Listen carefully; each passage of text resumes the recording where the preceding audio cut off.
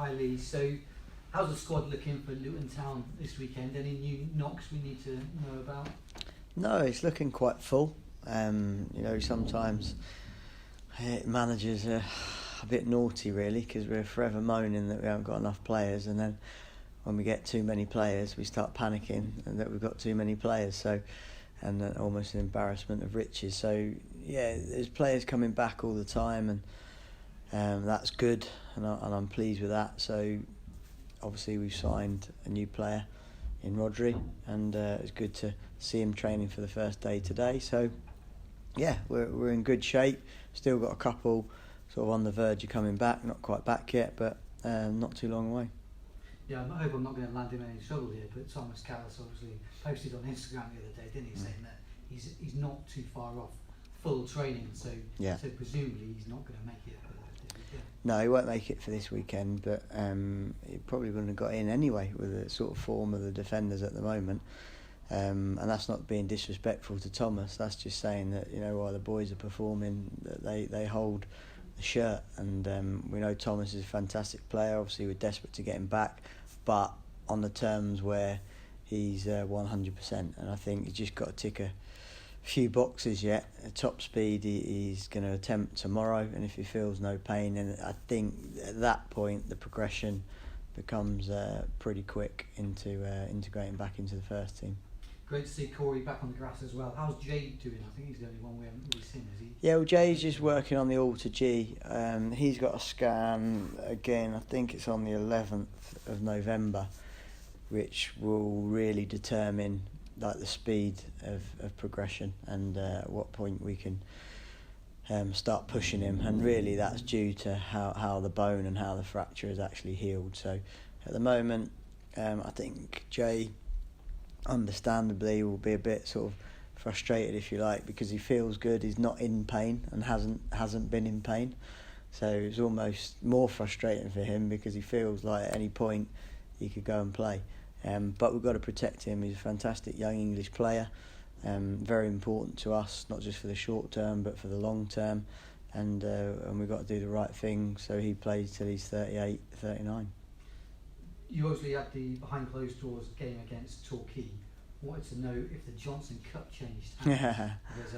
Well, I was told after the game, that it's changing hands, but that was... it was unofficial. It was unofficial. It wasn't declared before the game, in which case I might have changed my team selection and played the likes of Weimann and Jeju and everybody else, but it was a good game. It's good. I like those games against Dad's teams because often we talk about something that we tried to work on. So, for example, in that game, all I wanted from my team was 650 passes. I didn't care about the score. So we overplayed and we actually got caught twice overplaying. That's why Torquay scored. But it was interesting, just how the shift in mentality and where we need to improve in games at times is to be able to hold and then extend a lead.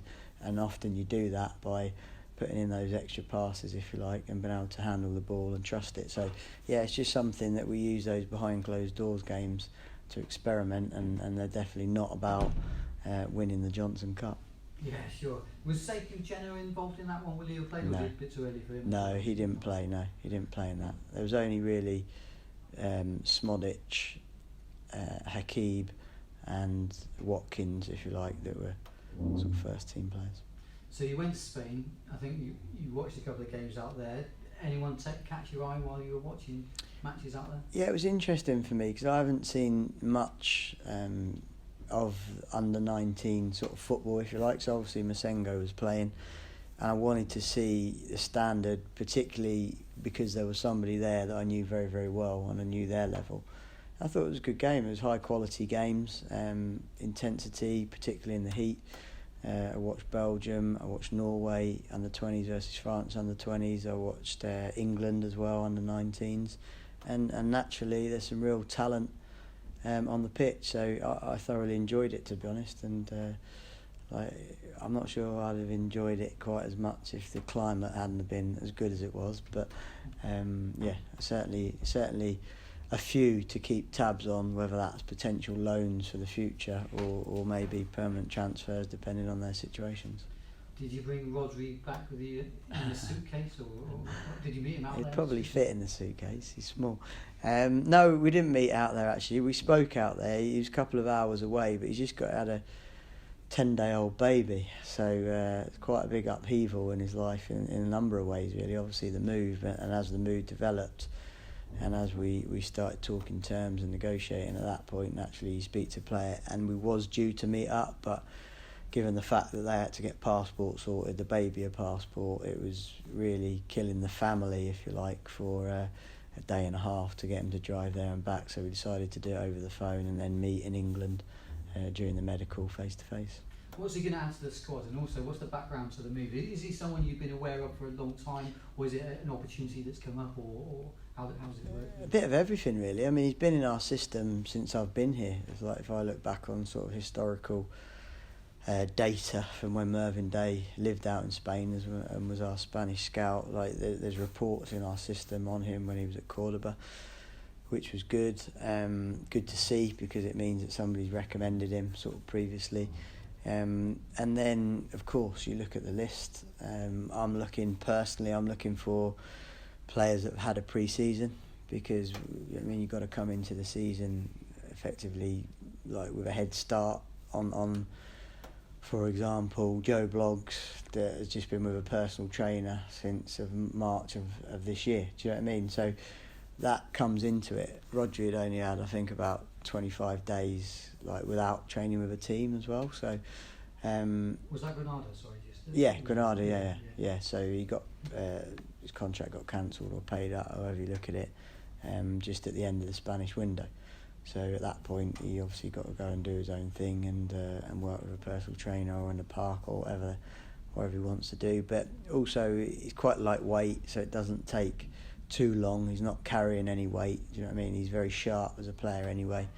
And I just felt it was the right thing to do, and the club felt it was the right thing to do on a short-term deal. We want to play with two up front where possible. That's always the intention, and to do that, you need options, whether that be from the bench or in the starting 11, and another injury would have left us down to two, if you like, in that area. And I think it works for all parties, and you always think long term. Like, I'm never thinking, all right, this is a short term deal and that's it. I'm always thinking long term, but obviously when any player's contract expires, you've got to look at what's the alternative in the market and what's viable from that. So I'm not saying we wouldn't extend it 10 days into watching him train. Do you know what I mean? We may well do that, but more than likely we'll let him bed in again a little bit to the Championship and see how he feels. And has he impressed you in first training today? Yeah, saw him today in training. Certainly he was very sharp. Obviously he hasn't touched the ball effectively for 30 odd days. Bright and sharp. But I wouldn't judge him either way. If he had an unbelievable day in training today or the world's worst day, I think like today was about your first day at school, getting to know everybody, settle in, and we know his attributes, you know, and like I say, he had a decent season last year for Granada, and they've started really well as well this season, so obviously it shows that they've got quality. Just finally on strikers, have you had a chance to speak to Ian Wright and organise that training session that he might do? Not yet. He is coming to the Crystal Palace game, so we've arranged that. Unfortunately he couldn't make it the day before because he had prior arrangements, but I think he was keen to come and watch us play, and at that point definitely I'll get him in the office and we'll have a little chat and hopefully sell him the dream as well, because if there's any future players that want to ask Ian Wright's opinion, it's important that he knows what we're about. I'm good, yeah, that's fine. All right, thank you. All good, thank you. Yeah. Cheers.